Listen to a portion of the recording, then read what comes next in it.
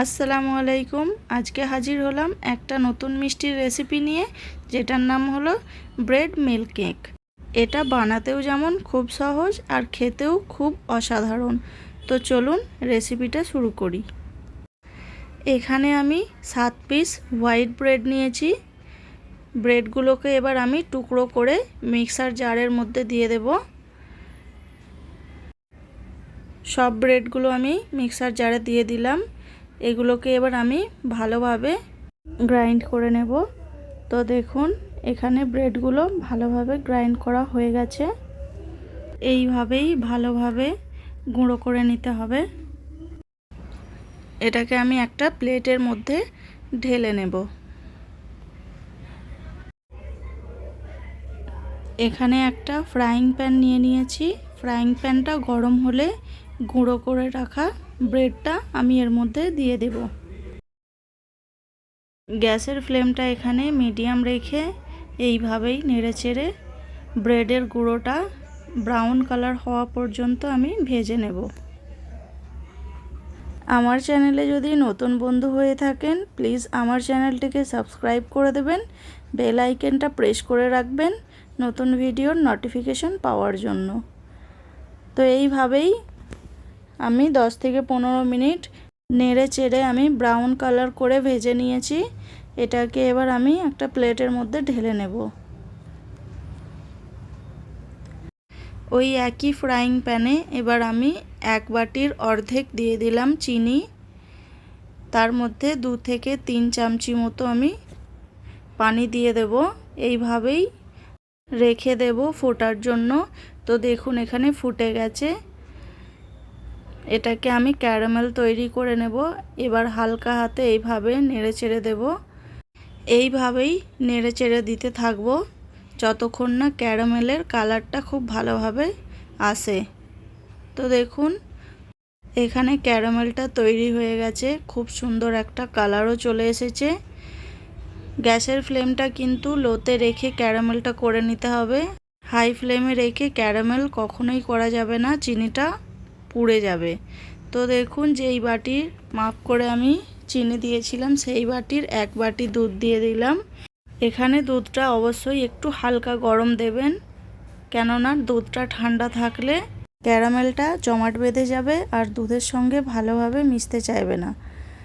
তো এইভাবেই নেড়েচেড়ে আমি এখানে আবারও 1 বাটি দুধ অ্যাড করে দিলাম। টোটাল আমি এখানে 2 বাটি দুধ ইউজ করেছি। এবার আমি নেড়েচেড়ে ভালোভাবে দুধটা ক্যারামেলের সঙ্গে মিশিয়ে নেব। তো দেখুন ক্যারামেল আর দুধ একসঙ্গে ভালোভাবে মিশে গেছে। এই পর্যায়ে আমি যে ব্রেডের গুঁড়োটা করে রেখেছিলাম সেটা এর মধ্যে দিয়ে দিলাম।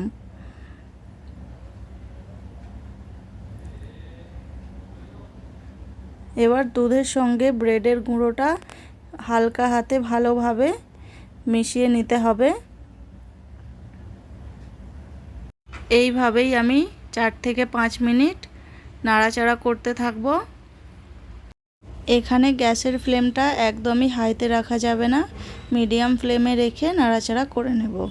তো দেখুন কিছুক্ষণ নাড়াচাড়া করার পর এর মধ্যে এবার আমি দিয়ে দিচ্ছি 4 চামচ মিল্ক পাউডার। মিল্ক পাউডার অনেক রকম ব্র্যান্ডের হয়, আপনারা যে কোনো ব্র্যান্ডের মিল্ক পাউডার ইউজ করে নিতে পারেন। এবার আমি এখানে মিক্সারটার সাথে মিল্ক পাউডার খুব ভালোভাবে মিক্স করে দেব। এইভাবেই আমি 2 থেকে 3 মিনিট ভালোভাবে নাড়াচাড়া করে নেব। এখানে আমি অ্যাড করছি ছোট চামচের 1 চামচ এলাচ গুঁড়ো। এটা ফ্লেভারের জন্য, আপনাদের যদি না পছন্দ হয় তাহলে স্কিপ করতে পারেন। আবারও এইভাবে একটু নেড়েচেড়ে দিচ্ছি।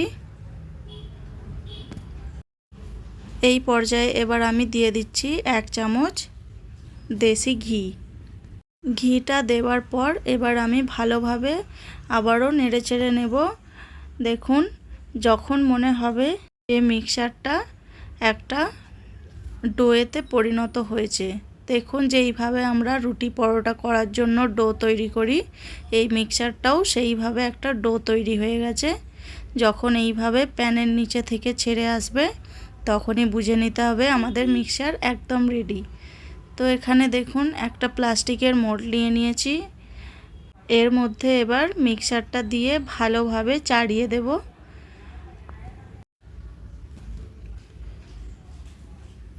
দেখুন এখানে সমস্ত মিক্সচারটা চাড়ানো হয়ে গেছে। এইভাবেই আপনারাও চাড়িয়ে দেবেন। এবার এটাকে আমি সেট হবার জন্য রেখে দেব আধ ঘন্টার মতো নর্মাল রুম টেম্পারেচারে। তো এখানে আমাদের মিল্ক কেক একদম সেট হয়ে গেছে। দেখুন আমি একটা প্লেটের মধ্যে বের করে নিলাম।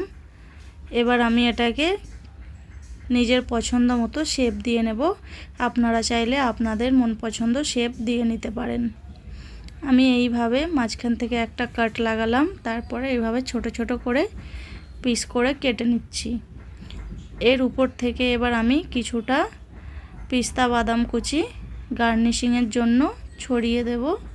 এটার সঙ্গে খেতেও ভালো লাগবে। একটু হাত দিয়ে চেপে দেবো যাতে পিস্তাগুলো কেকের গায়ে ভালোভাবে লেগে যায়। তো দেখুন তৈরি হয়ে গেল মিল্ক কেক। এইভাবেই খুব সহজে আপনারাও বানিয়ে নিতে পারবেন এই মিল্ক কেক রেসিপিটা। তো দেখুন কতটা সফট হয়েছে এই কেকটা, একেবারে মুখে দিলেই মিলিয়ে যাবে। তো আজকের ভিডিও এখানেই শেষ করলাম। ফিরে আসবো নতুন কোনো রেসিপি নিয়ে। আল্লাহ হাফিজ।